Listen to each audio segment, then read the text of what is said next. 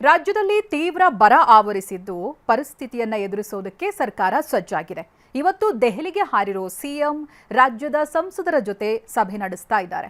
ಇಂಥ ಬರಗಾಲದ ಹೊತ್ತಲ್ಲೇ ಮಹಾರಾಷ್ಟ್ರ ಹೊಸ ಖ್ಯಾತೆ ತೆಗೆದಿದೆ. ಸದ್ದಿಲ್ಲದೆ ಕೃಷ್ಣಾ ನದಿಗೆ ಕನ್ನ ಹಾಕಲು ಹೊರಟಿದೆ.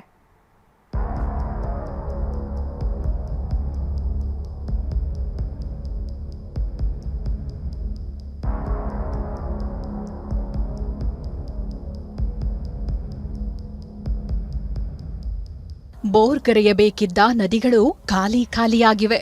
ತುಂಬಿ ತುಳುಕಬೇಕಿದ್ದ ಡ್ಯಾಂಗಳಲ್ಲೇ ಮಣ್ಣೇ ಕಾಣ್ತಿದೆ. ಬಿತ್ತಿದ್ದ ಬೀಜ ಮೊಳಕೆಯಾಗಿಲ್ಲ. ಅಲ್ಲಿ ಇಲ್ಲಿ ಮೊಳಕೆಯಾಗಿದ್ದ ಬೀಜವು ಮೇಲಕ್ಕೆದ್ದಿಲ್ಲ. ಇಡೀ ರಾಜ್ಯದಲ್ಲಿ ಬರ ತಾಂಡವವಾಡ್ತಿದ್ದು ರೈತರು ಸೇರಿದಂತೆ ಎಲ್ಲಾ ವರ್ಗವೂ ಸಂಕಷ್ಟದಲ್ಲಿದೆ. ಇದೇ ಸಂಕಷ್ಟದ ಸಮಯದಲ್ಲಿ ಕೇಂದ್ರ ನೆರವಾಗಬೇಕು ಅಂತ ರಾಜ್ಯ ಸರ್ಕಾರ ಕೇಂದ್ರದ ಮೊರೆ ಹೋಗಿದೆ.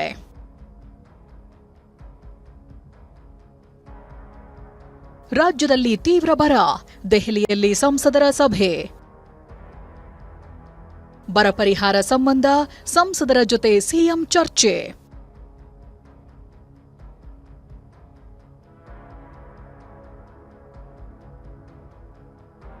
ಇನ್ನು 3 ದಿನ ಕಳೆದ್ರೆ ಜುಲೈ ತಿಂಗಳೇ ಮುಗಿದು ಹೋಗುತ್ತೆ.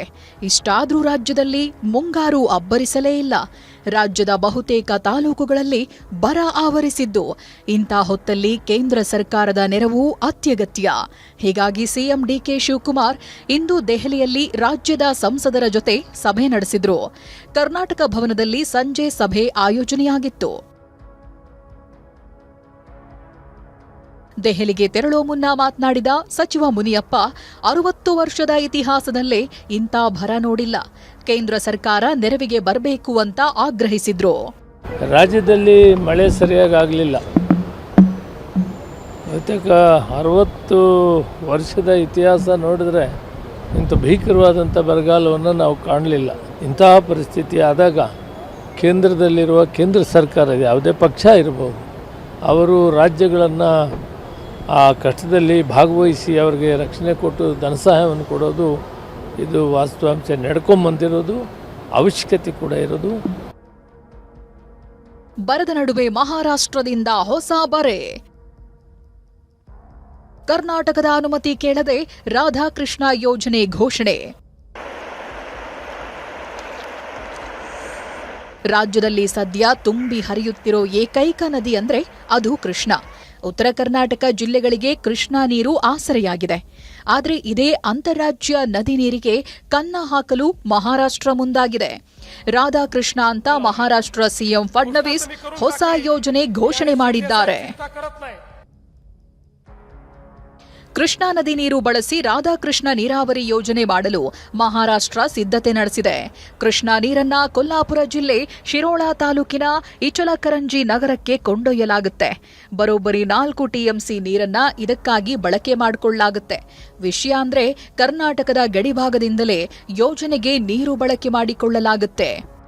ಅಂತಾರಾಜ್ಯ ನದಿ ನೀರು ಕಾನೂನನ್ನು ಉಲ್ಲಂಘನೆ ಮಾಡುತ್ತಿರುವ ಮಹಾರಾಷ್ಟ್ರ ಸರ್ಕಾರಕ್ಕೆ ಇದೇ ಯೋಜನೆ ಕಿಚ್ಚು ಹೊತ್ತಿಸಿದ್ದು ಚಿಕ್ಕೋಡಿ ಭಾಗದ ಕನ್ನಡ ಪರ ಸಂಘಟನೆಗಳು, ರೈತರು, ಶ್ರೀಗಳು ಇಂದು ಪ್ರತಿಭಟನೆ ನಡೆಸಿದ್ರು. ಚಿಕ್ಕೋಡಿ ತಾಲೂಕಿನ ಕಲ್ಲೋಳ ಬಳಿಯ ಕೃಷ್ಣಾ ನದಿ ಪಕ್ಕದಲ್ಲಿ ಹೋರಾಟ ಶುರು ಮಾಡಿದ್ದಾರೆ. ನಾವು ಪಕ್ಕದ ಮಹಾರಾಷ್ಟ್ರದ ಗಡಿ ಗ್ರಾಮಗಳು ಹಾಗೂ ಕರ್ನಾಟಕದ ಗಡಿ ಗ್ರಾಮಗಳು ಕೂಡ್ಕೊಂಡು ಅಲ್ಲಿ ಮಹಾರಾಷ್ಟ್ರದವರು ಹೋರಾಟ ಮಾಡ್ತಾರೋ, ಇಲ್ಲಿ ಕರ್ನಾಟಕದವರು ಹೋರಾಟ ಮಾಡ್ತೀವಿ. ಯಾಕಂತಂದ್ರೆ 2 ವರ್ಷಗಳ ಹಿಂದೆ ಪೂರ್ತಿಯಾಗಿ ಸುಳ್ಕೂಡ್ ಅನ್ನುವಂಥ ಬ್ಯಾರೇಜ್ ಮಹಾರಾಷ್ಟ್ರದಲ್ಲಿ ಇತ್ತು. ಮಹಾರಾಷ್ಟ್ರದವ್ರ ನೀರು ಕೊಡಲಿಲ್ಲ, ಅಲ್ಲಿ ವಿರೋಧ ಮಾಡಿದ್ರು. ಸುಮಾರು 200 ಕೋಟಿ ರೂಪಾಯಿ ಲಾಸ್ ಮಾಡ್ಕೊಂಡು ಆ ಯೋಜನೆಯನ್ನು ಕೈ ಬಿಟ್ಟರು. ಇಂದೇ ಮಾಹಿತಿ ಗೊತ್ತಾಗಿದ್ದು ಮಹಾರಾಷ್ಟ್ರದವರು ನಮ್ಮ ಒಪ್ಪಿಗೆಯನ್ನ ಪಡೆದೇ ಕೆಲಸ ಮಾಡಬೇಕು ಅಂತ ಬೆಳಗಾವಿ ಜಿಲ್ಲಾಧಿಕಾರಿ ಹೇಳಿದ್ದಾರೆ. ನನ್ನ ಗಮನಕ್ಕೆ ಇವತ್ತು ಬಂದಿದೆ. ನಾನು ಜಿಲ್ಲೆಯ ಉಸ್ತುವಾರಿ ಸಚಿವರ ಜೊತೆ ಒಂದು ಮೀಟಿಂಗ್ ಮಾಡ್ಕೊಳ್ತೀನಿ. ಹಾಗೂ ಸರ್ಕಾರ ಮಟ್ಟದಲ್ಲಿನೂ ಏನಾದರೂ ಈ ಥರ ಪ್ಲ್ಯಾನ್ ಮಾಡ್ತಾ ಇದ್ದಾರೆ ಅಂದರೆ ನಮ್ಮ ಸಲಹೆಗಳನ್ನು ತಗೊಂಡು ನಮ್ಮನ್ನು ಒಳಗೊಂಡೇ ಈ ಕೆಲಸವನ್ನು ಪ್ಲಾನಿಂಗ್ ಮಾಡಬೇಕಂತ ಹೇಳಿ ನಾನು ಮನವಿ ಮಾಡ್ಕೊಳ್ತೀನಿ. ಇನ್ನು ಬಿಜೆಪಿ ನಾಯಕರು ಬರ ಅಧ್ಯಯನಕ್ಕಿಳಿದಿದ್ದು ವಿಧಾನ ಪರಿಷತ್ ಸದಸ್ಯ ಸಿಟಿ ರವಿ ಇಂದು ಕೊಪ್ಪಳ ಜಿಲ್ಲೆಯ ಕನಕಗಿರಿ, ರಾಯಚೂರು ಜಿಲ್ಲೆಯ ಲಿಂಗಸುಗೂರು ತಾಲೂಕಿನಲ್ಲಿ ಜಮೀನಿಗೆ ತೆರಳಿ ರೈತರಿಂದ ಮಾಹಿತಿ ಪಡೆದರು. ಇತ್ತ ಬೆಂಗಳೂರಿನಲ್ಲಿ ಪ್ರತಿಭಟನೆ ನಡೆಸಿದ ವಾಟಾಳ್ ನಾಗರಾಜ್ ಸರ್ಕಾರ ರೈತರ ನೆರವಿಗೆ ಬರದಿದ್ರೆ ಕರ್ನಾಟಕ ಬಂದ್ ಮಾಡ್ತೀವಿ ಅಂತ ಎಚ್ಚರಿಕೆ ಕೊಟ್ಟರು. ರೈತರ ಪರ ನಿಲ್ಬೇಕು, ರೈತರ ಪರ ನಿಲ್ಬೇಕು. ರೈತರ ಪರ ನೀವು ಸರ್ಕಾರ ನಿಲ್ದೇ ಇದ್ರೆ ಇಡೀ ರಾಜ್ಯಾದ್ಯಂತ ಅಖಂಡ ಕರ್ನಾಟಕ ಬಂದ್ ಮಾಡಬೇಕಾಗುತ್ತೆ. ಎಚ್ಚರ, ರೈತರ ಪರವಾಗಿ, ರೈತರಿಗಾಗಿ, ಮಣ್ಣಿನ ಮಕ್ಕಳಿಗಾಗಿ ಕರ್ನಾಟಕ ಬಂದ್ ಕರಿಬೇಕಾಗುತ್ತೆ. ಎಚ್ಚರ. ಹೀಗೆ ರಾಜ್ಯದಲ್ಲಿ ಭೀಕರ ಬರದಿಂದ ರೈತರು ತತ್ತರಿಸಿದ್ದು ಕೇಂದ್ರ ಹಾಗೂ ರಾಜ್ಯ ಸರ್ಕಾರಗಳು ರೈತರ ನೆರವಿಗೆ ಬರಬೇಕಿದೆ. Bureau report, TV9.